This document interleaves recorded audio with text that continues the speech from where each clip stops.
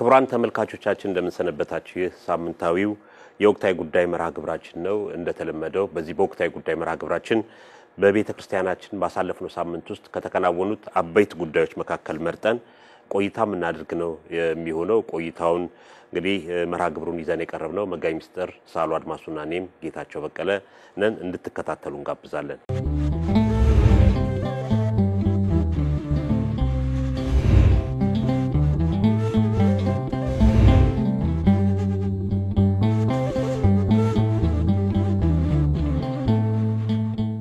መጋይ ሚስጥር እንግዲህ ያሳለፍነው ሳምንት በርካታ ጉዳዮች በቤተ ክርስቲያናችን የተካሄዱበት ሳምንት ነው እንግዲህ ለመጀመሪያ ጊዜ በኢትዮጵያ ቤተ ክርስቲያን ወደ ኋላ ሄደን አንዳንድ ጉዳዮች ታሪካዊ መዛግብት ልናይ እንችላለን ጉባኤ ተካሂዷል የዝክረ ኒቄያ የሚል ጉባኤ ተካሂዷልና እሱ ላይ ያተኮረ ነው ምን ነገገረው ግን አንዳንድ የታሪክ መዛግብት ስመለከት እነዚህ ሃይማኖታዊ ጉባኤት የሚባሉት በኢትዮጵያ ውስጥ ጉባኤ ስንል እንግዲህ ዓለም አቀፍ ጉባኤ አለ እንደገና ደግሞ ሀገር አቀፍ ጉባኤ አለ ዓለም አቀፍ ጉባኤ ምንለው እንደነ ኒቄያ ቁስጥንጥንያ ኤፌሶን የተደረጉት ዓለም አቀፍ ጉባኤያት ናቸው በታሪክ ውስጥም ተመዝገው የምናገኘው ሀገር አቀፍ ምንለው እንግዲህ አሁን ዝክረ ኒቄያ ራሱ ሀገር አቀፍ ጉባኤ ነው በመላው ሀገሪቱ ያሉ ሊቃውንት ተሰብስበው ጉባኤ የተካሄደበት ጉባኤ ነውና በሱ ላይ ነው እንግዲህ ቆይታ ምን አድርገው እሺ እንደመነሻ ሐሳቦች ይስጡ አመሰግናለሁ መምህር ጌታቸው ሳምንቱ እንዴት አለፈ በሚለው መርሃ ግብራችን እንደተባለ ብዙ ነገሮችን ማየት እንችላለን ምክንያቱም ባሳለፍነው ሳምንት በርካታ ክንውኖች ተከናውነዋል ከነዚህም አንዱና ዋነኛው ዝክረ ኒቄያ ሀገር አቀፍ ጉባኤ ነው በዚህ ጉባኤ ዙሪያ ባለፈውም ከመከፈቱ በፊት ትንሽ ለማብሰር ሞክረናል ነገር ግን ከዚያ በኋላ ደግሞ ጉባኤው ተጀምሮ እስከሚጠናቀቅ ድረስ በጉባኤው ላይ ተገኝተን ብዙ ነገሮችን ተመልክተናል እጅግ በጣም የሚያኮራ ጉባኤ ነበረ እንግዲህ የዚህ ጉባኤ ተሳታፊዎች ወደ 318 ሊቃውንት ናቸው የጉባኤ መምህራን ጉባኤ ከፍተው የሚያስተምሩ ማለት ነው እንደዚሁም ደግሞ ሊቃውንተ ቤተክርስቲያን የተካተቱበት ጉባኤ ነው እንግዲህ 318 የሆኑበት ምክንያት በዚሁ በኒቄያ ጉባኤ ስያሜ መሰረት ነው በዚህ ጉባኤ ላይ ያው ብፁዕ ቅዱስ አባታችን አቡነ ማትያስ ቀዳማዊ ፓትርያርክ ርዕሰ ሊቃነ ጳጳሳት ዘኢትዮጵያ ሊቀ ጳጳስ ዘአክሱም ወጨጌ ዘመንበረ ተክለ ሃይማኖት ተገኝተው ጉባኤውን ከፍተዋል አባታዊ መመሪያም ሰጥተዋል ከዚያ በኋላ እንግዲህ ጉባኤው ሰኞ ማክሰኞ ረቡዕ ቀጥሏል ከጧት እስከ ማታ ማለት ነው ጉባኤውን በመሪነት ወይም በማስተባበር የመሩት ብፁዕ አቡነ አብርሃም የጠቅላይ ቤተ ክህነት ዋና ስራ አስኪያጅ የባህር ዳርና የሰሜን ጎጃም አህጉረ ስብከት ሊቀ ጳጳስ ናቸው እንግዲህ በዚህ ጉባኤ ላይ አንድ 3-4 ነገሮች ተከናውነዋል እንደተከታተልነው ማለት ነው በመክፈቻ ስነ ስርዓቱ ላይ ያለው እንግዲህ በዜናም በተለያዩ መርሃ ግብራትም ያው ወደ ምእመናን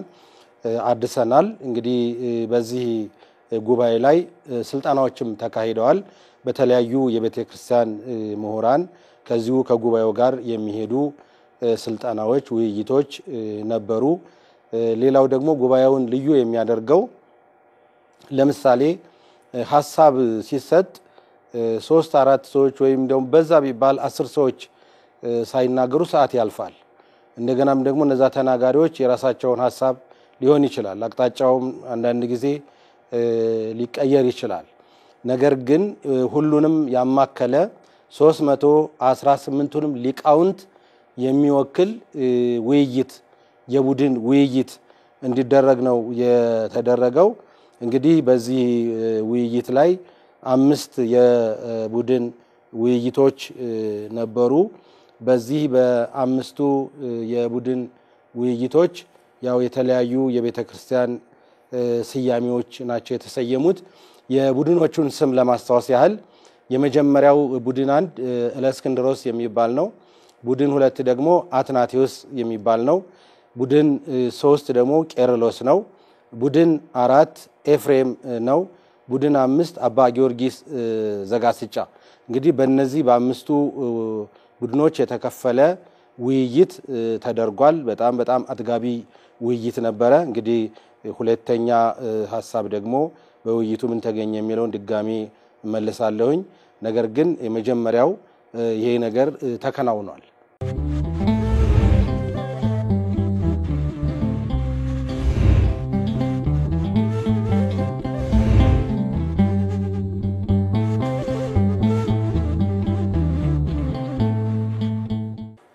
እውነት ነው መጋቢ ሚኒስትር እንግዲህ እንደዚህ አይነት ጉባኤያት ሲዳረጉ በኢትዮጵያ ቤተክርስቲያን በተለይ በመንበረ ፓትርያርክ ማዕከላዊነቱን በጠበቀ ለመጀመሪያ ጊዜ ነው ሲነገርም ነበር። ወደ ኋላ ግን በኢትዮጵያ ውስጥ እንደዚህ ሃይማኖታዊ ጉባኤያት የተለያዩ ጉባኤያት ተካሂደዋል። የነ ቦሩ ሜዳን መጥቀስ እንችላለን። የደብረ ምጥማቅ ጉባኤ እንደገና ጎንደር ውስጥ ራሱ በተለያዩ ቦታዎች የተካሄዱ ጉባኤያት አሉ። ይሄኛው ከዛኛው ለየት ያለ ማዕከላዊነቱን የጠበቀ ከሁሉም ሀገር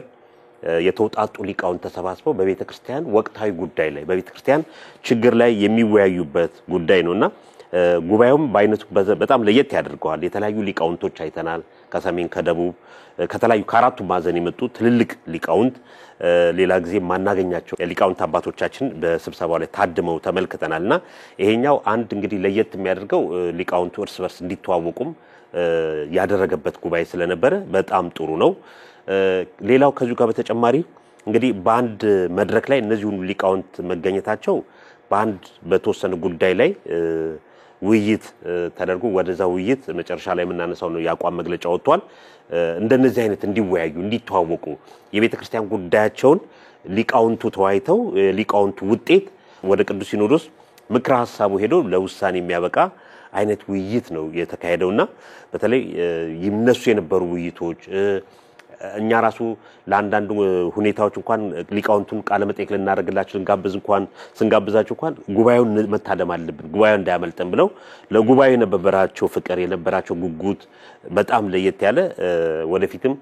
በተከታታይነት ብዙ በቤተክርስቲያናችን ለውጥ ይመጣል ብለን የምንጠብቅበት አንዱ ትልቅ ጉባኤ ነውና ጉባኤው ለየት ያለ ነው። በጣም በርካታ ሊቃውንት የተገኙበት ጉባኤ በመሆኑ በአይነቱ ለየት ያለ መሆኑን እኔም ተመልክቻለሁ። እንደው በዚህ ጉባኤ ምንድነው የተገኘው? እንግዲህ በቡድን ተከፍሎ በርዕሰ ጉዳይም የተለያዩ ርዕሰ ጉዳዮች ተሰጥተው አውደ ጥናቶችም ቀርበው በአውደ ጥናቶቹ ዙሪያ ነው እንግዲህ ጉባኤዎቹ በየምድባቸው ተመካክረው ተወያይተው ከዛ እሱ ቀርቦ ከዛ ላይ ነው ወደ አቋም መግለጫ የተሄደውና እንደው ምንድን ነበሩ የታዩት ጉባኤው ላይ መጋቢ ሚኒስትር እርሶም ጉባኤውን ታድመው ስለነበረ? አመሰግናለሁ መምህር ጌታቸው። እንግዲህ የጉባኤ እውነቱን ለመናገር አንድ የሚነገር ነገር አለ። በግሪከኛ ቋንቋ ነው። አፖሎጂስት ማለት የቤተክርስቲያን ጠበቆች አሁንም በጣም ትኩረት የምናደርግበት ለቤተክርስቲያን ጥብቅና የሚቆሙ አለይታዎች የሆኑ ኃይሎች ናቸው የዚህ የዝክረ ኒቅያ ሊቃውንት ጉባኤ እና በዚህ ጉባኤ ላይ ቅድም እንደተገለጸው እንግዲህ ይሄ ጉባኤ አብዛኛውን ውይይት ይበዛዋል። ብዙ ጊዜ ጥቅሙ ውይይት ከላይ ወደ ታች ከታች ወደ ላይ የሚመላለሱ ሐሳቦች ውጤት ላይ ይደርሳሉ። አንዳንድ ጊዜ ከላይ ብቻ ወደ ታች ይፈሳል እና ሰምቶ መሄድ ለውይይት ጊዜ ይጠብና መግባባት ወይም ደግሞ ለችግሮቹ መፍትሄ ማስቀመጥ የሚከብድበት ወቅት ተመልክተናል። በአሁኑ ግን ሐሳቦች ከላይም ወርታች ይወርዳሉ ከታችም ወደ ላይ ይወርዳሉ። አብዛኛውን ጊዜ 80% ማለት ይቻላል ለውይይት እና ለዚህ ለአቋሙ ነው ጊዜ የተሰጠው። እንግዲህ በዚህ ጉባኤ ላይ የተወያዩባቸው ብዙ ነጥቦች አሉ። እነዚያ ነጥቦች ለውይይቱ የቀረቡት ነጥቦች ደግሞ በግልባጩ ምን ሆነው ቀረቡ? የአቋም መግለጫ ሆነው ነው የቀረቡት። ውይይቱ ወደ አቋም መግለጫ ተዛውሯል ማለት ነው። ባለ 14 ነጥብ የአቋም መግለጫ ነው የቀረበው። እንግዲህ ከነዚህ የተወሰኑትን በጣም ወቅታዊ የምንላቸው ነገሮች ብናሳውስ በነገረ ክርስቶስ ላይ እንደዚህ ውይይት ተደርጓል። አቋምም እንግዲህ በነገረ ክርስቶስ ላይ ያው እንደሚታወቀው ዓለም ሁሉ ጊዜ ክርስቶስ በዚህ ምድር በነበረበት ጊዜ ጀምሮ ሰዎች በሱ ምክንያት ያው እንደሚለያዩ ነው የሚታወቀው ማለት ነው። አሁንም ደግሞ እንደዚሁ ያ ልዩነት እየሰፋ አንዱ ሌላ ይላል አንዱ ሌላ ይላል። ስለዚህ በዚህ ዙሪያ የኢትዮጵያ ኦርቶዶክሳዊት ቤተክርስቲያን በነገረ ክርስቶስ ላይ ያላትን አቋም ግልጽ እና ጥርት ያለ ሐሳብ መግለጫን የሰጠችው እንደዚሁም ደግሞ በነገረ ማርያም ላይ ነገረ ማርያም ደግሞ እንደዚሁ እንደሚታወቀው አሁንም ልክ እንደ ነገረ ክርስቶስ የተለያዩ ሰዎች የተለያየ ሐሳብ ያቀርባሉ ስለዚህ የኢትዮጵያ ኦርቶዶክስ ተዋሕዶ ቤተክርስቲያን ደግሞ በነገረ ማርያም ላይ ያላትን አቋም በግልጽ ለትውልዱ የገለጸችበት ነው እንደዚሁም ጥያቄ ከሚነሱባቸው ነገሮች አዋልድ መጻሕፍት የሚባሉ አሉ አዋልድ መጻሕፍት ማለት ከብሉይና ከሐዲስ ኪዳን ውጭ አሉት ማለት ነው አዋልድ ማለት ልጆች ማለት ነው በነገራችን ላይ ልጅ ማለት ደግሞ ያው የአባት ልጅ ነው ልጅ አባቱን ይመስላል የአባቱን መልክ ይዞ ነው የሚሄደው ስለዚህ እነዚህ አዋልድ መጻሕፍት ደግሞ ከዋናው ከቅዱስ መጽሐፉ ጋር የሚስማሙ ሆነው እንዲቀጥሉና አንዳንድ ጊዜ በየዘመኑ የሚነሱ ሰዎች ማንነታቸው ያልታወቁ የኢትዮጵያ ኦርቶዶክስ ተዋሕዶ ቤተክርስቲያን ሰፊ ስለሆነች በዛ ላይ ይገቡና የራሳቸውን ሐሳብ ያሰርጻሉ አሁን እንደምንመለከተው ማለት ነው የራሳቸውን ሐሳብ ያስገቡና በስርዓት ነገር ግን ቤተክርስቲያኒቱ እንዳስገባች ቤተክርስቲያኒቱ እንዳመነችበት ያደረጉ ቤተክርስቲያን ያስወቅሳሉና እነዚህም ታይተው ተፈትሸው በእነዚህ በአዋልድ መጻሕፍት ውስጥ ወይም በትርጓሜ መጻሕፍት ውስጥ ያሉ የገቡ የቤተክርስቲያናችን ያልሆኑ ካሉ እነሱም እንዲታዩ ነው በሊቃውንቱ እንግዲህ ይሄ ጉባኤ ለአንድ ጊዜ ተካሂዶ የሚበተን አይደለም ቋሚ ኮሚቴ የተዋቀረለት በአመት 2 ጊዜ ካልሆነም 1 ጊዜ የሚሰበሰብ ለቅዱስ ሲኖዶስ ግብአት የሚያቀርብ የሚረዳ የሚያግዝ ጉባኤ ነው ቀኝ እጅ ነው ለቅዱስ ሲኖዶስ ማለት ነው እንደዚሁም ደግሞ በአንድምታ ትርጓሜም ላይ ያሉ ሐሳቦች እነሱም እንዲታዩ ዕቅበተ እምነት ሥርዓተ ቤተክርስቲያን ሥርዓተ ክህነት በተለይ በጣም ብዙ ያወያየው ሥርዓተ ክህነት ዙሪያ ነው በተለይ በዚህ በምንኩስናው ዓለም በከተማ ውስጥ የሚታየውና እንደገናም ደግሞ ተስፋ የምንጥልባቸው የምንመካባቸው የምንጽናናባቸው ደግሞ ገዳማት በገዳማት ደግሞ ያለው ሥርዓት ደግሞ በጣም የሚበረታታ መሆኑን በዚሁ ታይቷል በተጨማሪም በዚህ በሚዲያ የሚሰራጩ ሃይማኖት ነክ ጉዳዮችን ማን ነው መከታተል ያለበት እነዚህ እንደፈለጉ በማን አለብኝነት የቤተክርስቲያን ያልሆነውን እንደገናም ደግሞ መልስ እንሰጣለን ይያሉ የታላቋን ቤተክርስቲያን ክብር ዝቅ የሚያደርጉ ማለት ነው የማያውቁትን ያልዋሉበትን ያልበሰለ ሐሳብ እየሰጡ የበለጠ ለሰዳቢዎች በር የሚከፍቱም ስላሉ በእነዚህ በማህበራዊ ሚዲያ ዙሪያ ሃይማኖት ነክ ጉዳዮች ማን ማየት እንዳለበት ሌላው ያብነት ትምህርት ቤቶችም ታይተዋል የቅዱሳት መጻሕፍት ህትመት ባለቤትነት አሁን የኢትዮጵያ ኦርቶዶክስ ተዋሕዶ ቤተክርስቲያን መጻሕፍት የሆኑትን ግለሰቦች አሳትሟቸዋል ይሄ ደግሞ በጣም ድፍረት ነው አንደኛ ችግር ሊፈጥሩ ይችላሉ በውስጥ ሁለተኛ ደግሞ መብቱም የነሱ አይደሉም እና እነዚህ ነገሮች ሁሉ የያዘ ውይይት ነው ቤተክርስቲያንን በጣም የቤተክርስቲያን ቁመና ገልጾ ለዚህ ትውልድ የሚያሳይ ጉባኤ ስለሆነ በእውነት ጉባኤው የጉባኤዎች ጉባኤ ብለን የምንጠራው ነው መምህር ጌታቸው እንደው የተወሰኑት መጋቢ ሚኒስትር በስፋት ሄደውባቸዋል አንድ ሁለቱ ላይ እንደው ትኩረት ምናደርግ ብዬ ነው አንዱ የቅዱሳት መጻሕፍት ህትመትን የተመለከተ የሚል ነው እንግዲህ ይህንን በመንመለከትበት ሰዓት በተለይ በአሁኑ ሰዓት የቤተክርስቲያናችን መጻሕፍት የሆኑት በሙሉ የሚታተሙት ከትንሳኤ ዘጉባኤ በጣም የተወሰነ ነው ከዛው የሚታተሙ በርካታ መጻሕፍት አሉ የቅዱሳት መጻሕፍት በቤተክርስቲያን ብቻ መታተሙ በጣም አስፈላጊ ነውና እንደውም ትኩረት ሊገደረግበት ይገባል ምናልባት የኛ ማተሚያ ቤት ትንሳኤ ዘጉባኤ ማተሚያ ቤት እነዚህን መጻሕፍት በሌላ ቦታ እንዳይታተሙ እዚህ ቦታ ብቻ እንዲታተሙ በህግም ጭምር መደንገግ አለበት ሌላ ቦታ መታተም ከሁሉም ቅዱስነታቸውም አትክሮስ ሰጥተው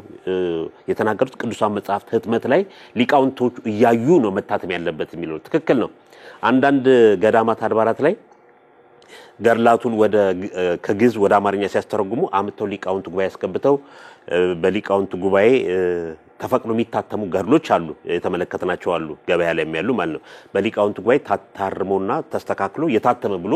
የሚል ጽሁፍም ያለባቸው ገርላት አሉ በተለይ ይሄ ትኩረት ሊደረግባቸው የሚገባ ነው በተለይ ቅዱሳት መጻሕፍት ላይ የት መታተም አለባቸው የሚሸጡት የት ነው የጸሎት መጻሕፍት ገርላት ድርሳናት በሙሉ በቤተ ክርስቲያኒቷ ታተመው ቤተ ክርስቲያኒቷ በመታወቀው ሱቅ ወይም ደግሞ ወክልናም ተሰጥቷቸው በሚያሰራጩ መሆን አለበት እንደውም ከሁሉም በፊት ቅድሚያ ትኩረት ሊደረግበት የሚገባው ምለው ቅዱሳት መጻሕፍት ላይ ነው ሌላው እዚህ ማህበራዊ ድረገጽም መጋቢ ምስጢር የተናገሩትም ይሄም ትክክለኛ ነገር ነው ዛሬ ሚዲያዎቻችን በተለይ በማህበራዊ ድረገጽ ያሉትን በአጠቃላይ በመንመለከትበት ሰዓት አንዳንዴ የቤተ ክርስቲያን ትምህርት የሌላቸው ኢቭን በሰንበት ትምህርት ቤት እንኳን ያላደጉ መሰረታዊ የቤተ ክርስቲያን ትምህርት ያልተማሩ ሰዎች ናቸው ለክ የቤተ ክርስቲያኒቷን ትምህርት አስመስለው የሚያቀርቡትና በዛም ደግሞ ብዙ የተፋለሱ ነገሮች እየተመለከትን ነው አንዳንድ የሚጠቅሷቸው መጽሐፍት የሚያነሷቸው ርዕሰ ጉዳዮች ምዕመኑን የሚያደናግሩ አንዳንዴ ለምንድን ነው ይሄን ጉዳይ የተነሳው ብለን የምንልባቸው ሁኔታዎች በሙሉ ባሳለፍነው ጊዜያቶች ተመልክተናል ስለዚህ ይሄ የቅዱሳት መጻሕፍት ህትመትና የማህበራዊ ድረገጽ ላይ ልክ ቤተክርስቲያኒቷ እንደወከለቻቸው የቤተክርስቲያኒቷ መምህር እንደሆኑ የሚያቀርቡ የተሳሳተ መረጃ የሚያቀርቡትን ትኩረት ሊደረግበት ይገባል ይህም ራሱ እኔ በህግ ተደንግጎ ክትትል ሊደረግበት የሚገባ መሆኑን ለሁለቱ ላይ አጽንኦት ለመስጠት ያክል ነው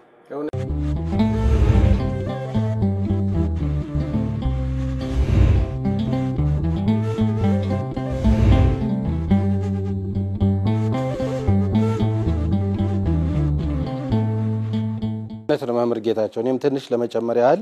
እንግዲህ አሁን ቤተክርስቲያናችን እግዚአብሔር የተመሰገነ ይሁን መቼም የቤተክርስቲያን ያልሆነውን የቤተክርስቲያን እንደሆነ አድርጎ ደግሞ ሌሎቹ ደግሞ ይሄንን ለሽያጭ ለንግድ ሲያውሉት እንመለከታለን አሁን ደግሞ ቴክኖሎጂው ያው እንደምታየው በጣም ጠቃሚ ሆኗል ሞባይል ያዘው ሁሉ መጽሐፊ ነው እነዚህ ቅዱሳት መጽሐፍት ቤተክርስቲያናችን ጥርት አድርጋ የራሷ የሆነውን ከያዘች አሁን ህጉም የደገፋት ስለሆነ የቤተክርስቲያን የሆነውን ሁሉ አሁን ፈቃድ ባለመብት የሆነችበትም በፊትም ባለመብት ናት ነገር ግን አሁን ደግሞ መንግስትም እየመሰከረላት ፈቃድ ሰጪው ክፍል ባለመብት መሆኗን እየመሰከረላት ስለሆነ በዚሁ አሁን በተሰጠው ራይት ባለመብት ህጓን እንትን መብቷን የምታስከብርበት ይሆናል ማለት ነው ህትመቱ ትንሳኤ ማሳተሚያ ድርጅት ብቻ ላይ ዘልቀው ይችላል በጉባኤውም የተነሳው በየአህጉረ ስብከቱ በተለይ በጣም ያደጉ እንደ ክልል የሆኑ ከተሞች ስላሉ በእነሱ ራሱ ማተሚያ ቤቶች እንዲቋቋሙ ነው ለምን ህትመቱ በጣም ብዙ ነው አሁን ትንሳኤ ዘጉባኤ በጣም በርካታ መጻሕፍቶችን አንዱ መጽሐፍ በሺዎች የሚቆጠሩ ገጾች ያሉት ነው የትርጉም ስራዎች አሉ ብዙ ስራዎች ስላሉ ትንሳኤ ዘጉባኤን የሚያግዙ በየክልሉ ማተሚያ ቤቶች እንዲቋቋሙ ይህን ሁሉ ደግሞ ሊቃውንት ጉባኤ እንዲከታተል ትልቅ ኃላፊነት ተሰጥቶታል ማለት ነው ስለዚህ ሁላችንም እገሌ ብቻ ነው የሚሰራው ብለን ሳይሆን ምን እንትን ምንለው ያለንን ድርሻ በዚህ በእኛም በሚዲያም ሌሎቹም መረባረብ የሚጠበቅበት ጊዜ ነው ቤተክርስቲያን የራሷ የሆነውን ለይታ ሌላ ኃይል ደግሞ ስውርጅ አስገብቶ ስሯጽ አስገብቶ የሚያሰድባትን ይሄ በፊትም የኔ ያልነበረም አሁንም የኔ አይደለም ብላ ማናኖቻን የምታረጋጋበት ወቅት አሁን ነው ብለን እንጠብቃለን ስለዚህ በጣም እዚሁ ቅዱሳት መጽሐፍት ላይ መጋቢ ምስጢር እንግዲህ በአንዳንድ ገዳማት አድባራት እንደተመለከት ነው በግዕዝ ያሉ ጽሁፎችን ወደ አማርኛ እንዲተረጎም የሚያደርጉበት አለ አንዳንድ ወይ ባለሀብቶች ሊሆኑ ይችላሉ ይሄ መጽሐፍ ላስተርጉምላችሁ ወይም ደግሞ ለጥናትና ምርምር ሄዱ ሰዎች ሊሆኑ ይችላሉ ዝም ብሎ ተራ ምዕመናንም ሊሆኑ ይችላሉ እንደዚህ አይነት ሁኔታዎች አሉና አንድ ሰው ግዕዝ ስላወቀ መጽሐፍቱን ይተረጉማል ማለት አይደለም እና እንደነዚህ አይነት ገዳማት አድባራት ላይ ያሉ ትላልቅ የግዕዝ መጽሐፍ ሊተረጎሙ እንኳን ከተፈለገ ምዕመናን አንብበው እንዲጠቀሙባቸው ማድረግ እንኳን ከፈል መጽሐፍቱን ይዘው ሊቃውንት ጉባኤ ነው መምጣት ያለባቸው ሊቃውንት ጉባኤ በርካታ ሊቃውንት አሉ ከቤተ ክርስቲያኒቷ አስተምሮ ከግዙ ከሰዋሰው አንፃር ተርጉመው በእነሱ የተረጎሙት ከዛ በኋላ ትንሳኤ ዘጉባኤ ማተሚያ ቤትም ወይም የቦታ ሊሆን ይችላል የሚታተምበት ሁኔታ መኖር አለበትና አንዱ እንደ ችግር እኔም በተለያየ ቦታ የተመለከትኳቸው ይሄ ነው ሰዎች ይሄን ግዕዝ መጽሐፍ ልናስተርጉመው ብለው ወስተው ለሌላ ሰው ለማይሆን ሰው ይሰጣል በዛ ላይ ግዕዙ ቋንቋው ሰዋሰው ብዙ ችግሮች ይኖርበታልና አንዱም የመጽሐፍት የቅዱሳት መጽሐፍት በየአብያተ ክርስቲያናት በር ላይ ቢሸጡ ማን እንዳሳተማቸው ማን እንደተረጎማቸው ማን እንደጻፋቸው የማይታወቁ በርካታ መጽሐፍት አሉና እነዚህን ለመቆጣጠር እንዲቻል በየአህጉረ ስብከት በየክፍለ ሀገሩ ለገዳማት አድባራት መመሪያ ራሱ መተላለፍ አለበት እዛ ያሉ መጽሐፍ ትንሽም ሆነ ትልቅ ሊተረጎም ከተፈለገ ምዕመናን እንዲያነቡት ወይም ደግሞ አንድ መጽሐፍት ብቻ ሆኖ ሌላ ኮፒ እንዲኖር ከተፈለገ ያ መጽሐፍት መተርጎም ያለበት በሊቃውንቱ ጉባኤ መጥቶ መሆን አለበት ህጋዊ ዕውቅና ባለው ሁኔታ ነው ተተርጉሞ ገበያ ላይ መዋል ያለበትና ይሄም ትኩረት ሊሰጥበት የሚገባ ላነሳው የፈለኩ ጉዳይ ነው መጋቢ ሚኒስትር ምናልባት እንግዲህ ዝክረ ኒቄያ ላይ ብዙ ቆየት ብለናል ምናልባት ተጨማሪ ሐሳብ የሚያክሉት ካለ ከሌለ ወደ የሚቀጥለው ነጥብ እንሂድ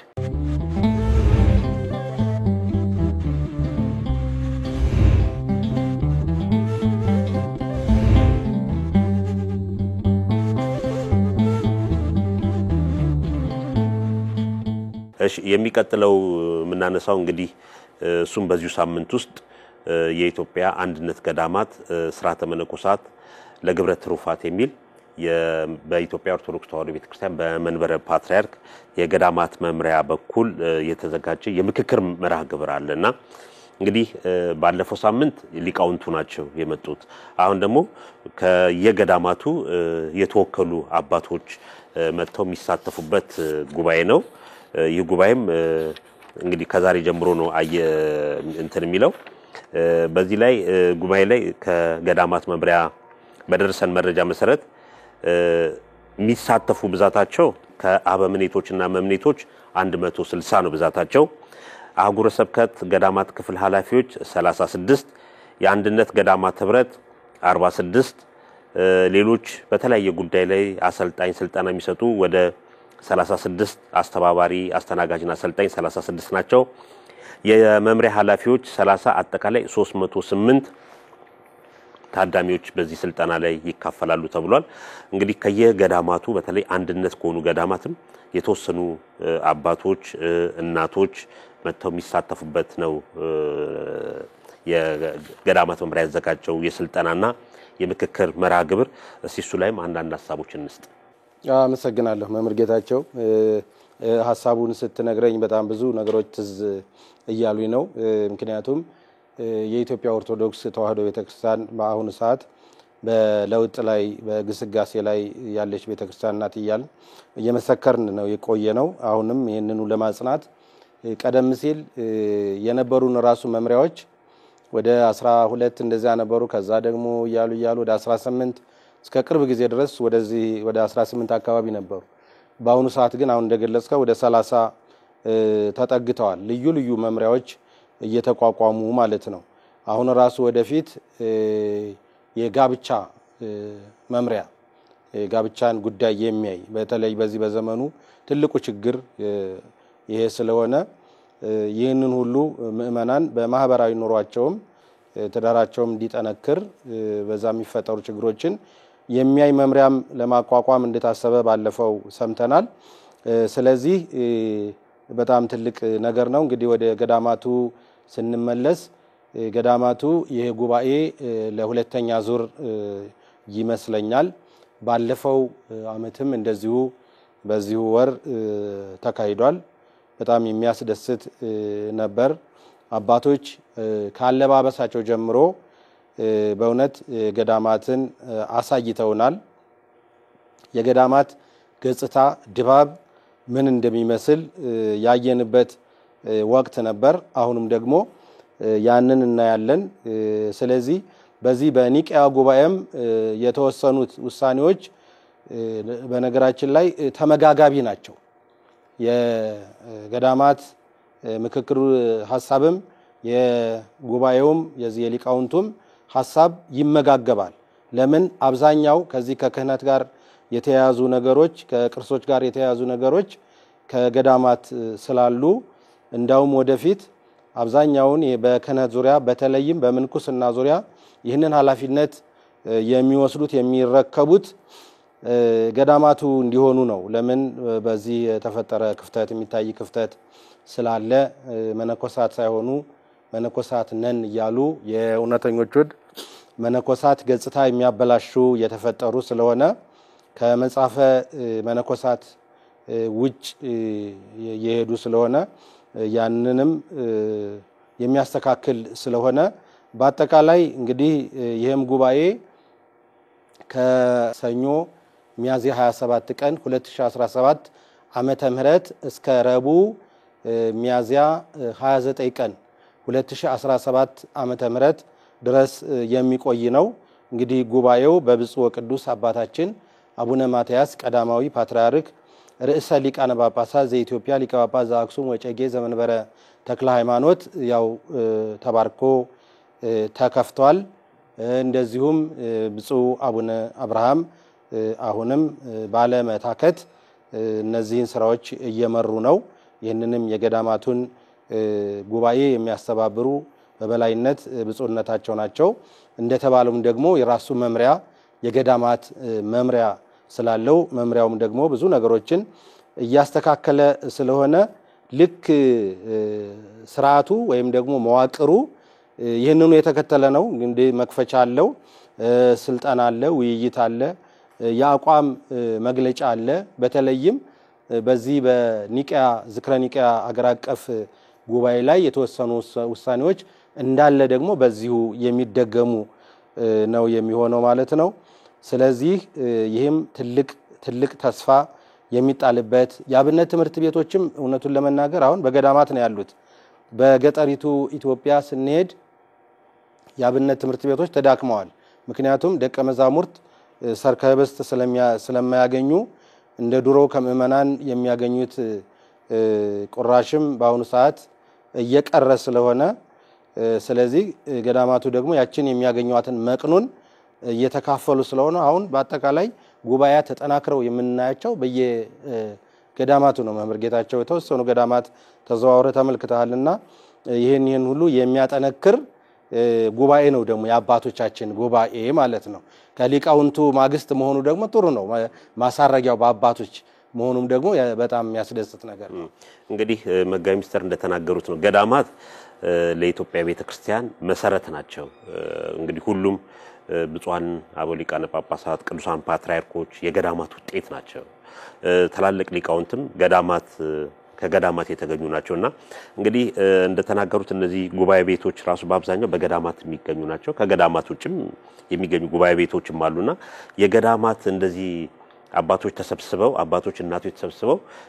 በቤተክርስቲያን ጉዳይ በገዳማቶቻቸው ዙሪያ ባለው በዘመኑ ወቅታዊ ጉዳይ እየተመለከተ መወያየታቸው በጣም አስፈላጊ ነው። መረጃ መቀየርም ቀላል ነገር አለ። አንዱ ገዳም ጋር ያለው አንዱ ገዳም ጋር የሌለበት ሁኔታ አለ። አንዱ ገዳም ጋር ጠንካራ ትምህርት ኖሮት ሌላው ጋር ደግሞ ገና ብዙ ጠንካራ የትምህርት ሁኔታዎች የሌሉበት አለ። አንዱ ጋር የውሃ ችግር አለ፣ አንዱ ገዳም ጋር ደግሞ የቀለብ ችግር አለ። ለምሳሌ ዋልድባን ማንሳት እንችላለን። እንደ ዝቋላ ደብረ ከዋክብት አቡነ ገብረ መንፈስ ቅዱስ የውሃ ችግር አሉና እነዚህን ነገሮች ለመፍታት የገዳማት መምሪያው በገዳማት ያሉ አባቶች እና ተሰብስበው በአንድነት መወያየታቸው መነጋገራቸው በጣም አስፈላጊ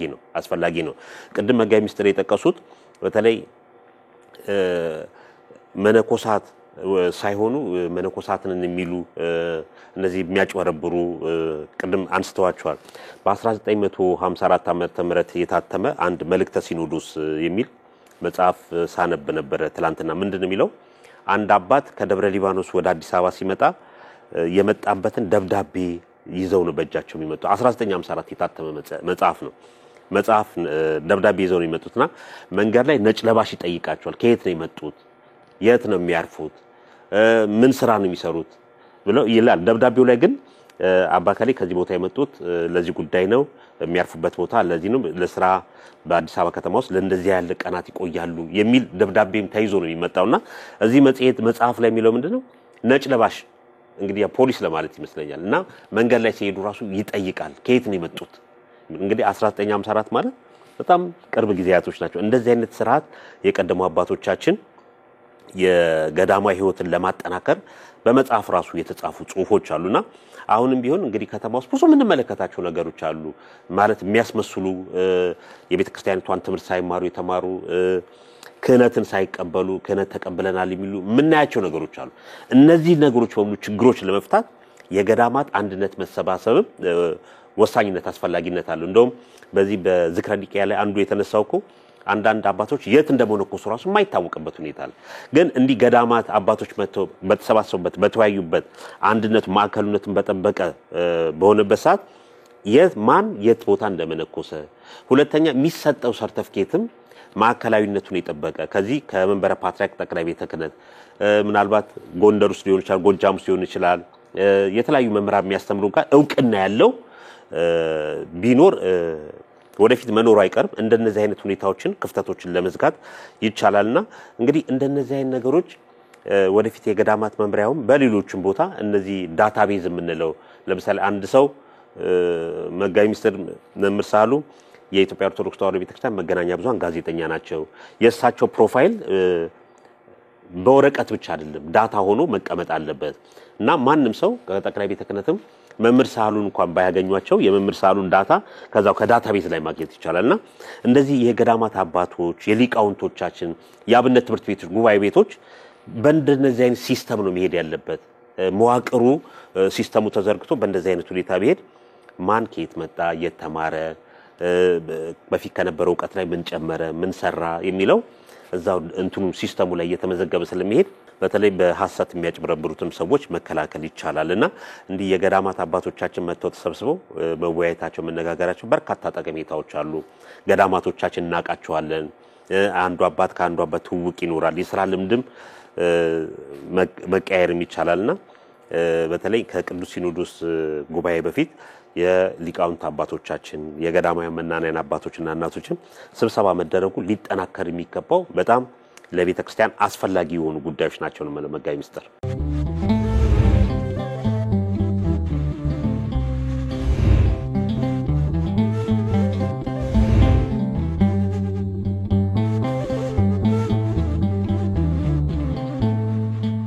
እንደው ትንሽ ለመጨመር ያህል ነው ምክንያቱም እንግዲህ ያው ሰሞኑን አብረን እየተከታተል በየስልጠናው የሚካሄዱ ሐሳቦችን ወደ ምእመናን እናደርሳለን ተጀመረ እንጂ አልተጨረሰምና ትክክል ነው እውነት ነው በተለይ የኢትዮጵያ ኦርቶዶክስ ተዋሕዶ ቤተክርስቲያን ገጽታዎች መልኮች ውበቶች ገዳማት ናቸው በአጠቃላይ ዓለም የሚያውቃትም በዚሁ በገዳማቶቿ ህይወት ነው ስርዓተ ቤተክርስቲያን ሁሉ የሚጠበቀው በሁሉም ገዳማት ብሎ መናገር ይቻላል እዛም ፈተና ሊኖር ይችላል ነገር ግን በገዳማት ተጋድሎ አለ የቤተክርስቲያን ስርዓት እየተጠበቀ ነው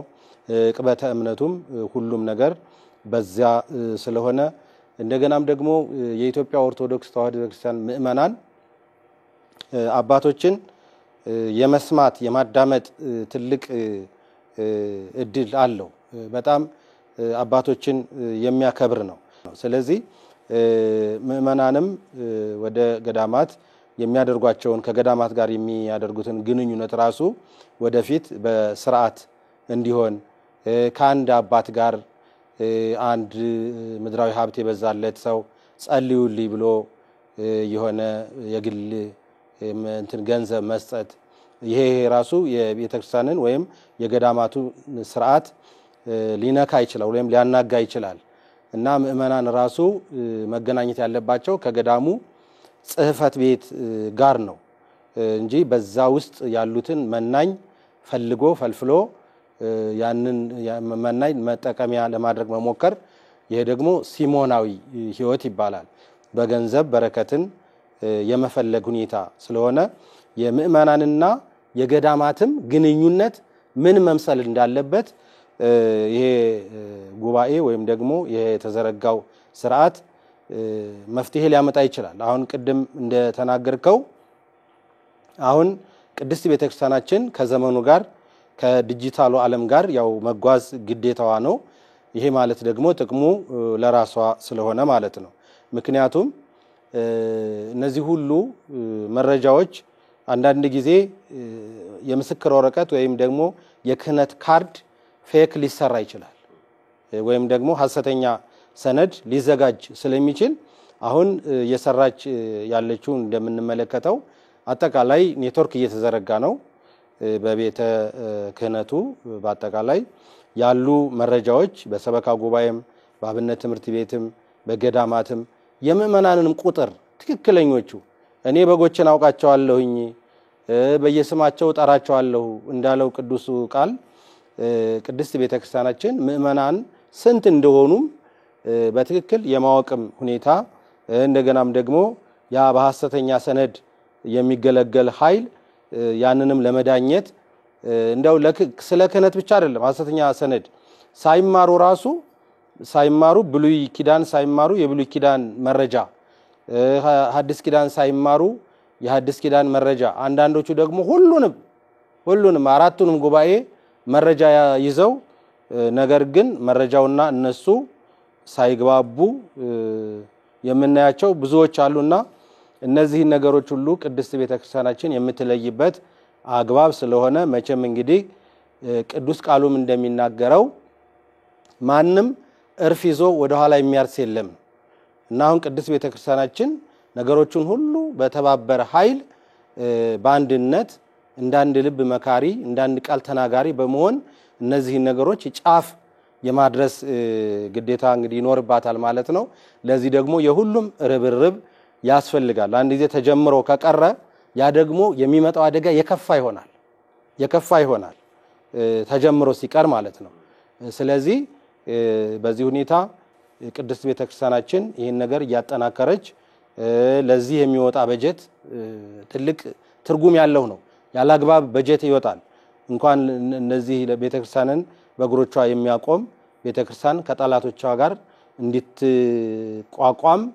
ወይም ደግሞ ራሷን እንድትከላከል አሁን በአጠቃላይ የቤተክርስቲያን ልጆች የሆኑ በዚህ በጋሃዱ ዓለም በህጉም የተማሩ የዘመኑ ዕውቀት ያላቸው ልጆችም እየተደራጁ ስለሆነ የዚህ ሁሉ ድምር ውጤት አሁን ያንዣበበባትን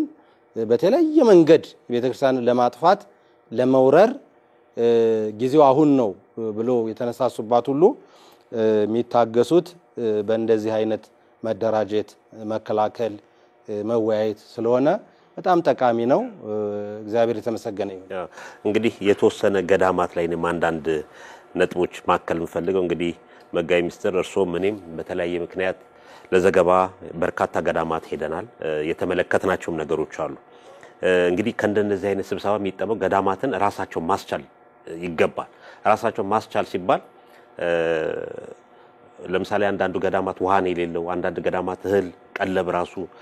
ገዳማያኑና ያለው ምርቱ የማይመጣጠንበት ሁኔታዎች አሉ ጉባኤ ቤቶች አሉ እነዚህ ሁሉ እንደገና ከጤና አንፃርም ራሱ ችግር ምናይባቸው ሁኔታዎች አሉ በዚህ ሁኔታ ገዳማት ወደ መፈታት አብነት ተማሪዎችም የተለያየ ችግር ዛሬ አሁን በየቦታው ተዘዋውሮ መለመን ራሱ የማይቻልባቸው ሁኔታዎች እንዳሉ በሪፖርት ሰምተናል እዚህ በተለይ በሰሜኑ አካባቢ ማለት ነውና እንደነዚህ አይነት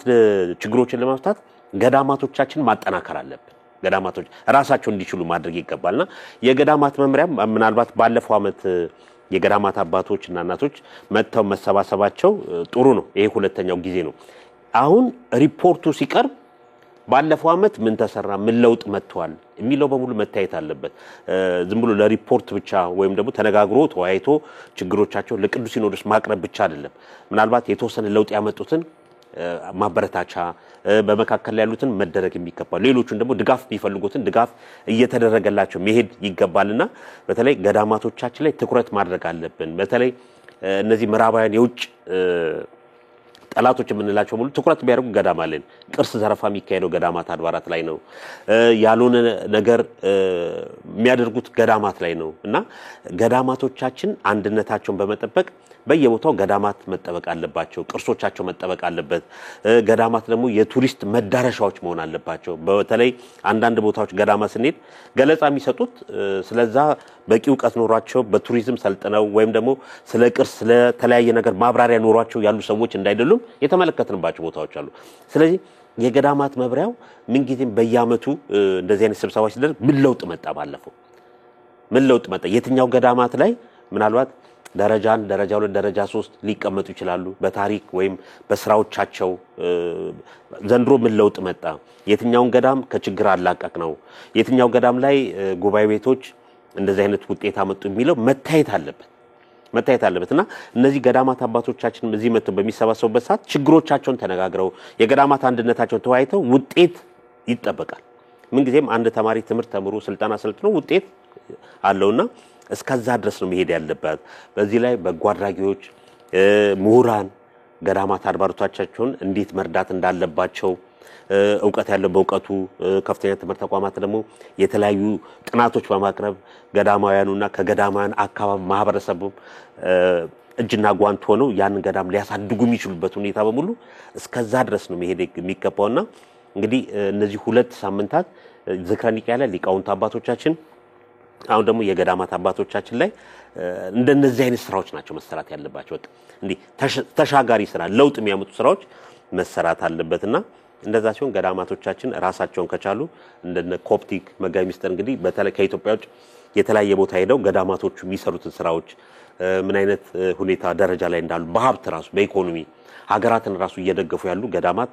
የነ ኮፕቲክን እንሰማለን እና የኛም ገዳማት ለምንድን ነው እንደዛ አይነት ደረጃ ከፍ እንዲሉ ማይደረገው ችግሮቹ ምንድናቸው እነዚህ ችግሮች እንዴት መፍታት ያለብን ከባለ ሀብት ጋር ከሙራን ጋር ከበጎ አድራጊዎች ጋር ሆነን ምናልባት ሁሉንም ገዳማት በአንድ ችግሮቻቸው መፍታት አይቻልም ግን ከተወሰኑት ውስጥ እንደ በጣም የባሰባቸው የተወሰኑን እየፈታን እያሳየን ማሳያ እንደ ሮል ሞዴል እየተሆነ መከድ ያለበት ይመስለኛል መጋቢ ሚስጥር ገዳማት አድባራት ላይ እውነት ነው መምህር ጌታቸው ትንሽ ሊጨምርና ወደ ቀጣዩ እንሄዳለን ጊዜያችን እንዳይጣበብብን እንደተባለው አሁን የገዳማቱ እንቅስቃሴ ያው ውጤት መቼም ይጠበቃል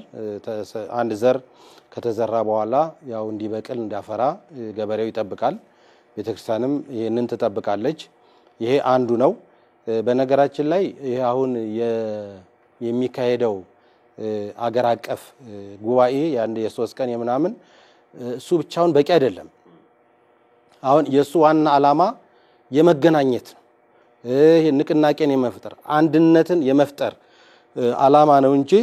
በአጠቃላይ ያው ብዙ ርቀት የሚከድባቸው ነገሮች ሁሉ አሉ በየገዳማቱም እንደዚህ ስልጣናዎች በየጊዜውም ስልጣናዎች ከዛም አልፎ ደግሞ አሁን እንደተገለጸው ለምሳሌ የግብጽ ኦርቶዶክስ ቤተክርስቲያን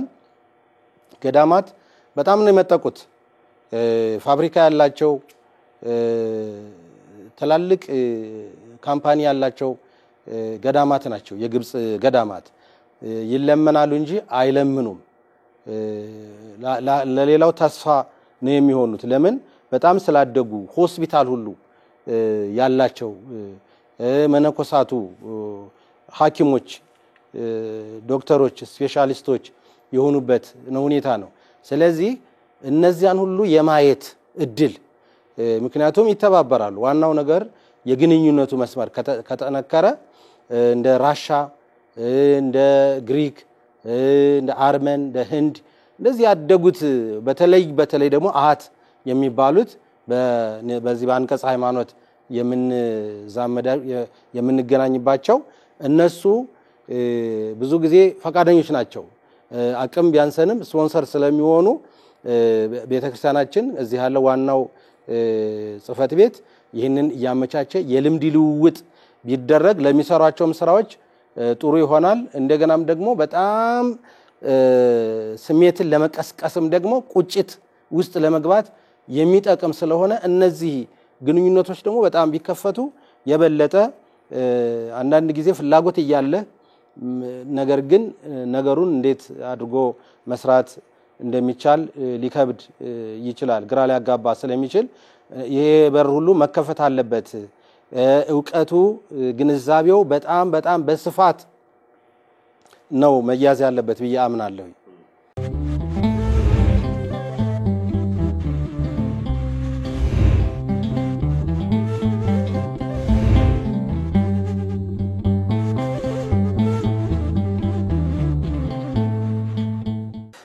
እንግዲህ ካለን ሰዓት አንፃር ይሄኛውን በዚህ እንለፍና ወደሚቀጥለው እንሂድ እነዚህ ቀጣይ የምናነሳቸው ሁለት ነጥቦች ያው መረጃ እንደመስጠት ነው አንደኛው የአርመን ቤተክርስቲያን ጳጳስ እና በኢትዮጵያ የአርመን አምባሳደር መጥተው ጉብኝት የሚያደርጉበት ሳምንት ያሳለፍነው ሳምንት ነው እንግዲህ አርመን ቤተክርስቲያን ስንል ኦሪየንታል ወይም ደግሞ እህትማማች አብያተ ክርስቲያናት ከሚባሉት አንዷ ቤተክርስቲያን ናት የአርመን ቤተክርስቲያን በተለይ አምባሳደሩ እዛ ላይ ጥሩ ንግግሮችን ሲያረጉ ነበር በተለይ የነዚህ እህት አብያተ ክርስቲያናት አንዱን መስራት አለብን ዘመኑን መዋጀት አለብን ዛሬ በርካታ ችግሮች አሉ በአለም ላይ የሚታዩና እነዚህ ለመታገል እንደ ኦርቶዶክስም እንደ እህትማማች አብያተ ክርስቲያናትም አንዱን መስራት አለብን የሚል ንግግር ነበሩ ውይይቶቻቸው ቅዱስነታቸው በዚህ ላይ ነው ተኩረት አድርገው ሲሰጡ የነበረው ከዚህ ቀደም የኮፕትን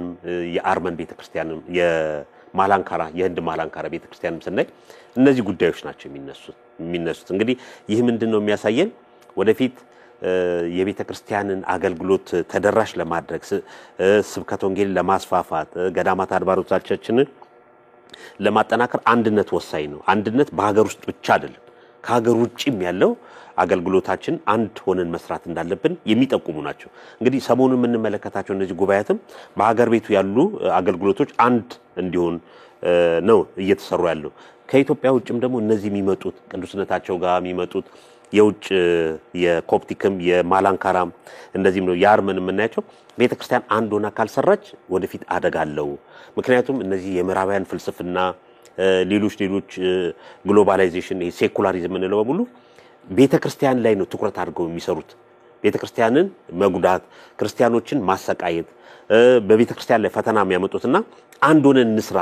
የሚል መልእክት ነው ያላቸውና እስቲ እነዚህም ላይ በተለይ ከአንድነት አንፃር አንዳንድ ሐሳቦችን እናንሳ አመሰግናለሁ መምህር ጌታቸው አሁን ሰሞኑን አንተ የተገኘበት ብፁዕ ወቅዱስ አባታችን ከአርመናዊት ቤተክርስቲያን ሊቀ ጳጳስና በኢትዮጵያ የአርመን አምባሳደር ጋር ውይይት ማድረጋቸውን ያው ተመልክተናል በጣም የሚያስደስት ውይይት ነበር በነገራችን ላይ ሊቀ ጳጳሱ በአጠቃላይ የአፍሪካ በአርመን ቤተክርስቲያን የአፍሪካ ሊቀ ጳጳስ ናቸው ሰፋ ያለ ስልጣን ያላቸው አባት ናቸው በጣም የሚያስደስተው ወይም ተስፋ የሚሰጠው ብዙ ሀገሮች ወደ ቅዱስ አባታችን ሲመጡ የቤተክርስቲያን ተወካይም እንደገና ደግሞ የሀገር ተወካይም እየሆኑ ነው የሚመጡት ማለት ሊቀ ጳጳሱም አምባሳደሩም ማለት ነው አንዳንድ ሀገሮች ጥቂት የሚባሉ አምባሳደሩ ሲመጡ ጳጳሱ ያለ መምጣት ጳጳሱ ሲገኙ ደግሞ ወይም ሲኖዶሳዊ ውይይት ሲሆን የመንግስት ሰዎች ያለ መገኘት ሁኔታ ይታያል አልፎ በአብዛኛው ግን እነዚህ ሁለት የሃይማኖትና የሀገር መሪዎች አንዱ ነው መምጣታቸው ለሚሰሩ ስራዎች እንቅፋት እንዳይኖር ያደርጋል ማለት ነው በመንግስት በኩል መንግስትን ወክለው በሃይማኖት በኩል ደግሞ ሃይማኖቱን ወክለው እየመጡ ነው የምንመለከተውና ከቅዱስ አባታችን ጋር ያው እንደተወያዩ ተለያዩ መረጃዎች ተመልክቻለሁኝ በተለይ ለረጅም ጊዜ የነበረውን ግንኙነት እንዳስታወሱ ማለት ነው ግንኙነታችን የረጅም ጊዜ ግንኙነት ነው ወይም ደግሞ በዚህ በአራተኛው መቶ ክፍለ ዘመን በሃይማኖት ሲደነገግ ጀምሮ ግንኙነታችን ያለ ነው ያ ተጠናክሮ ነው የቆየው ስለዚህ ይህንን ነው ያወሱት ከውጭ የመጡት አምባሳደሩና ሊቀ ጳጳሱ እንደዚሁም ደግሞ በአጼ ኃይለ ሥላሴ ዘመን የአሃት ጉባኤ ተደርጎ እንደነበረ መቼም በንጉሠ ነገሥት ግርማዊ ቀዳማዊ አጼ ኃይለ ሥላሴ ዘመን በጣም ብዙ ነገሮች ተሳክተዋል። ብዙ የምናስታውሳቸው በተለይ የዲፕሎማሲያዊ ግንኙነት ከሌሎች ሀገሮች ጋር ሃይማኖቶች ጋር ያላቸው ግንኙነት በጣም የሚያስደስት ነውና ብዙዎቹም ያን ያስታውሳሉ። እንደዚሁም ደግሞ ቅዱስ አባታችንም የሰጡትን ግብረ መልስ ያው ተመልክተናል። በአርመን ያሉት ፓትርያርክን ጤንነት ነው ቅዱስ አባታችን መጀመሪያ የጠየቁት ደህና ናቸው ወይ እንዴት ናቸው ብለው ጠይቀዋቸዋል። ስለዚህ እነሱም ቅዱስ አባታችንን ያው የሚመጡት ሁሉ ጉብኝት እንዲደረግ ነው የሚጠይቁት መታችሁ ጎብኙን የሚል ነውና ይሄ ደግሞ ቅድም ላነሳነው ነገር ለጋራ ግንኙነት ቤተክርስቲያናችን የልምድ ልውውጥ በተለይ ከቴክኖሎጂውና ከልማቱ ጋር ያለውን የልምድ ልውውጥ ለማድረግ ግንኙነቱ ትልቅ ቁልፍ ሚና ይኖረዋል ብዬ አስባለሁ። እንደዚሁም ደግሞ በቅርሶች ዙሪያም ያው እንደተወያዩ ባለው በእኛ በሚዲያችን በደረሰው መረጃ እነዚህ ነገሮች ለማየት እድሉ ገጥሞኛል። በእውነት አሁንም የማስታውሰው ሁሉም አሃት አብያተ ክርስቲያናት በውጭ ዓለም ላሉ የኛ ምእመናን ቤተክርስቲያን ሳይኖራቸው በስደት ነው ያው እንደሚታወቀው ወደ ኢየሩሳሌምም የሚሄዱት የኛ ምእመናን ለምናኔ ነው። ወደ ሌላው ዓለም የሚሄዱት ደግሞ በስደት ነው እንጀራ ፍለጋ ነው። ነገር ግን በዛ በሚሄዱበት ሰዓት ሃይማኖታቸው ትዝ ትላቸዋለች። እስራኤላውያን በአንድ ወቅት በባቢሎን ወንዞች ዳር ተቀምጠን ጽዮንን ባሰብናት ጊዜ አለቀስን። በዚያም ያሉ ዘምሩልን በዚያ በጽዮን የምትዘምሩትን ዝማሬ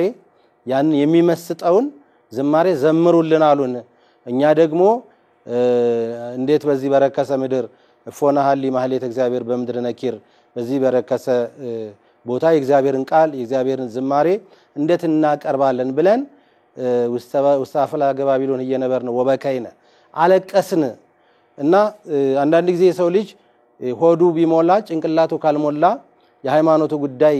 ከሌለ ያው የእንስሳ ኑሮ ነው የሚሆነውና ሰላም ያጣሉ ምእመናን። ስለዚህ በስደት ዓለም ሲሄዱ ራሳቸውን ችለው ቤተክርስቲያን ወይ መቃረቢያ እስከሚሰሩ ድረስ እኔም በተመለከትኩት አካባቢ የሚያስጠጓቸው እነዚህ አሃት አብያተ ክርስቲያናት ናቸው። ወደ እንዲያ ሲሄዱ የኢንዲያ ቤተክርስቲያን ቤተ መቅደስ እየሰጠች እንደገና ወደ አርመናዊት ቤተክርስቲያን በግብጽ የግብጽ ቤተክርስቲያን የሶሪያ ቤተክርስቲያን መጠጊያ እየሰጠች ቤተ መቅደስ እየሰጠች በተለይ በቱርክ ኢስታንቡል ወይም በቱርክ ሀገር የኢትዮጵያ ኦርቶዶክስ ተዋሕዶ ቤተክርስቲያን በአሁኑ ሰዓት እውቅና አልተሰጣትም። ማለት የሀገሪቱ መንግስት ለቤተክርስቲያኒቱ እውቅና አልሰጠም። በዛ ያሉት የተሰደዱ ምእመናን ቤተክርስቲያን ቢሰሩ በ24 ሰዓት ነው የሚያስቆሟቸው ማለት ነው። ለምን እውቅና ፈቃድ ስላልሰጧቸው። ስለዚህ አሁን በዛ ያሉት በቱርክ ኢስታንቡል ያሉ ምእመናን የሚገለገሉት ልጆቻቸውን ክርስትና የሚያስነሱት የሚቆርቡት የሚያስቀድሱት የት ነው? ኢስታንቡል ውስጥ ባለችው የአርመናዊት ቤተክርስቲያን ቅጽር ግቢ ውስጥ እዛ ግቢ ውስጥ ትንሽ ቤተ መቅደስ ተፈቅዶላቸው ሰዓትም ተመድቦላቸው ሁሉ ነገር ይዛ ይፈጽማሉ ማለት ነው። እና እስከዚህ ድረስ የሚደግፉን እግዚአብሔር እነሱን ኃይል ለኛ ተጨማሪ ኃይል አርጎ የሰጣቸው ስለሆነ ወደፊት በልማቱም በቅርሱም በአጠቃላይ በቴክኖሎጂውም ዙሪያ ትልቅ ግብአት ስለሚሆኑን አንዳንድ ጊዜ እኮ ማቴሪያልም ጭምር ለመስጠት የሚከብዳቸው አይደሉምና ለምን አሁን የኢትዮጵያ ኦርቶዶክስ ተዋሕዶ ቤተክርስቲያንን እየፈለጉ እየመጡ ነው። በማብራት እየመጡ ነው። በየጊዜው እንደምንመለከተው እየመጡ እየተወያዩ ነው። አብረን እንስራ የጋራ ጠላት ተነስቶብናል ኦርቶዶክስ የሚለው ስም እንዲጠፋ እየተደረገ ነው ያሉ እየተወያዩ ስለሆነ አሁንም ይሄንን የምመለከተው ከዚሁ አንፃር ነው። በተለይ ሁለቱ የሀገር መሪውም የሃይማኖት መሪው መምጣታቸው ደግሞ በጣም የሚያስደስት ነውና ሊቀጥል ይገባል። እንግዲህ የኛም ቤተክርስቲያን በዛው በእነሱ ባሉበት ደግሞ እየሄደች አንድነቱን ግንኙነቱን ልታጠናክር ትችላለች ብዬ ተስፋ አደርጋለሁ። በጣም ጥሩ አመሰግናለሁ መጋቢ ሚስተር ጥሩ አድርገው ገልጸውታል። እንደው ሰዓታችን ከማጠቃለላችን በፊት እንደው ዛሬ ሚያዝያ 27 ቀን ነውና እንደው እለቱ ትንሽ ስለለቱ አንድ ሐሳቦች እናንሳ እንግዲህ ሚያዝያ 27 አመታዊ ክብረ በዓል ከሚከበርባቸው በመላው ዓለም ውስጥ ማለት ይቻላል በአዲስ አበባ 6 ኪሎ አካባቢ በሚገኘው በምስካየ ኅዙናን መድኃኔዓለም ገዳም ነው ይህ በዓል የሚከበረው ይህ በዓል የሚከበረው እንግዲህ እንደ ሀገርም ስናየው ብሔራዊ በዓል ነው ቤተክርስቲያኒቷም የምታከብረው በዓል ነው ብፁዕ ቅዱስ አቡነ ማትያስ ፓትርያርክ ርዕሰ ሊቃነ ጳጳሳት ዘኢትዮጵያ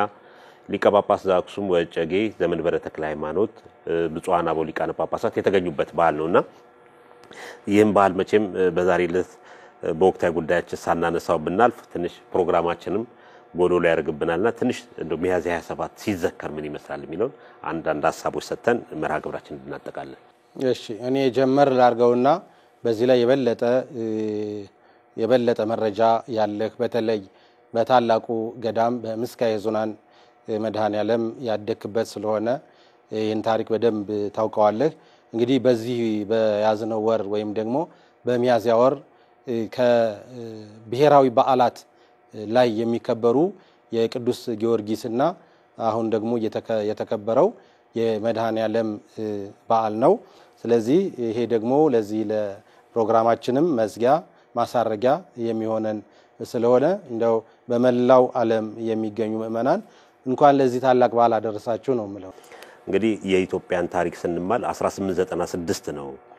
የፋሺስት ጣሊያን መንግስት ኢትዮጵያን በዳግማዊ ምኒልክ ጊዜ የወረረው በኋላ ከ40 ዓመት በኋላ በ1929 ዓመተ ምህረትም እንደዚሁ ድጋሚ በታጠቁ መሳሪያዎች በኢትዮጵያ ላይ የመርዝ ጋዝ በሙሉ የተረጨበት ነው የታሪክ መዛግብት ላይ ስናይ ከ40 ዓመት በኋላ መጥቶ በ1929 ድጋሚ ኢትዮጵያን ወርሯልና ከዛ በኋላ ነው እንግዲህ ንጉሠ ነገሥት አፄ ኃይለ ሥላሴ ይህን ጉዳይ ለማሳወቅ ወደ ተባበሩት መንግስታት ሄደው ያን ሁኔታ ያስረዱበት ጽላቱም እንግዲህ እሳቸው እንግሊዝ ሀገር በነበሩበት ከኢየሩሳሌም ወደ እንግሊዝ ሄዶ እሳቸው በኋላ ሚያዝያ 27 1933 ሲገቡ ነው ጽላቱም ታቦቱም አብሮ የገባውና በዛ ምክንያት ውጭ ከንጉሱ ጋር በመሆኑ ያው ስደተኛው መድኃኔዓለም በሚል ነው በአብዛኛው በማህበረሰቡ ዘንድ የሚታወቀው ግን ትክክለኛ ስሙ ምስካየ ኅዙናን መድኃኔዓለም ገዳም የሚል ነውና ታቦቱ አመጣጡ ይሄን ነው የሚመስለው ከዛ እንደመጣ የካቲት 12 ሆስፒታል ግቢ ውስጥ ቤተሳይዳ ቢባል ቦታ ላይም አርፎ ነበር በኋላ ላይም ከዛ ቀዳማዊ አፄ ኃይለ ሥላሴ ለተፈሪ መኮንንና ለእቴጌ መነን ትምህርት ቤት ተማሪዎች ሲወጡ ሲገቡ የሚያስቀድሱበት የሚጸልዩበት ተብሎ አሁን ያለበት ቦታ ላይ በ1942 ዓመተ ምህረት ነው እንዲመሰረት የተደረገውና እንግዲህ እለቱም የተመሰረተበትም ሚያዝያ 27 ቀን ነው በተለይ ተማሪዎች እዛ አካባቢ ያው ወጣቶችም ከከታይ ዝቅ ብሎ ዩኒቨርሲቲ ተማሪዎችም ስላሉ የሚገቡበት የሚያስቀድሱበት የሚማሩበት የሚል በዛ ምክንያት ነው ከየካቲት 12 ግቢ ተነስቶ ላይ ሄደውና ታሪኩ በጣም ሰፊ ነው በእለቱ በዛም ስለሚነገር ሁሉንም ማንሳት ስለማይቻል ነውና ይህ ገዳም እንግዲህ ለየት ያለ ኢትዮጵያ ውስጥ በተለይ በአዲስ አበባ በከተማችን የአንድነት ገዳም መነኮሳት ብቻ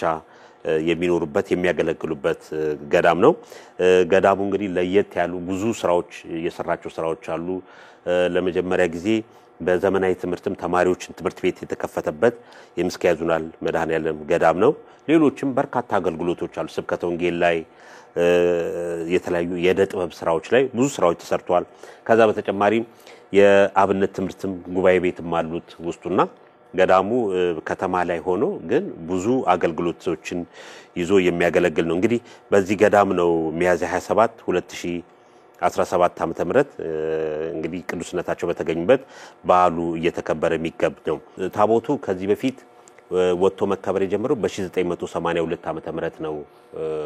ከዛ ፊት ታቦቱ አይወጣም ምስካየ ኅዙናን ያው የጸሎት ቦታ የጽሞና ቦታ ስለሆነ ታቦቱ ወጥቶ አውደ ምህረት ላይ እንዲከበር የተደረገው ከ1982 ዓመተ ምህረት ነው ያም የተለያዩ እናቶች አባቶች የተለያዩ የቤተ ክርስቲያን ሰዎች በጠየቁት ጥያቄ መሰረት ከዛን ጊዜ ጀምሮ ታቦቱ በአመት አንዴ ሚያዝያ 27 ቀን ወጥቶ ይከበራል ማለት ነው እንግዲህ ሚያዝያ 27 ቀን የሚከበርባቸው በአጠቃላይ በኢትዮጵያ ውስጥ ምስካየ ኅዙናን መድኃኔዓለም ገዳም ስለሆነ በርካታ ምእመናን ከተለያየ ቦታ መጥተው በዓሉ ተከብሯል የሚያስደስት ነው ብሔራዊ በዓልም በመሆኑ የረፍት በዓል በመሆኑ በርካታ ምእመናን መንገድ ራሱ ተዘግቶ እየተከበረ እንዳለ ነው የተመለከትነውና ይህን እንግዲህ እነዚህ አይነት ትምርቶችም ታሪኮችም በለቱም በቤተክርስቲያኑ በዛ ይሰጣል ከዛ በተጨማሪ የተለያዩ መጽሔቶች ጋዜጦች ላይ ስለምስኪያዙናል መድኃኔዓለም ሚያዝያ 27 ሲዘከር ሚል በርካታ ጽሁፎች ስላሉ ምዕመናን መረጃዎችን ከዛ ላይ ሊያገኙዋቸው ይችላሉ ግን እንደ አጠቃላይ በዚህ ዕለት ማንሳት ይገባናል የድል በዓል ነው ከዛ በተጨማሪ ነው ቤተክርስቲያንም ይህን በዓል እያከበረች የምትገኝ ታሪክ ቅርስ ጠባቂ መሆኗን የሚያሳይ ነው የአባቶቻችን ድካማቸውን ዋጋቸውን በሙሉ የሚታወስበት የሚዘከርበት በዓል ስለሆነ ትልቅ በዓል ነው ይሄ በዓል መጋቢ ሚስተር ክብሯን ተመልካቾቻችን የዛሬውን የወቅታዊ ጉዳይ መርሃ ግብራችን ስትከታተሉት የነበረውን ይመስላል መርሃ ግብሩን ይዘን የቀረብነው መጋቢ ሚስተር ሳህሉ አድማሱና እኔም ጌታቸው በቀለ ከመላው የስቱዲዮ ባለሙያዎቻችን ጋር በመሆን ነበር መርሃ ግብራችን በዚሁ እናጠናቅቃለን ቀሪውን የኢትዮጵያ ኦርቶዶክስ ተዋሕዶ ቤተክርስቲያን የመገናኛ ብዙሃን መርሃ ግብር እንድትከታተሉ እየጋበዝን እኛ በዚሁ እንሰናበታለን ሰላም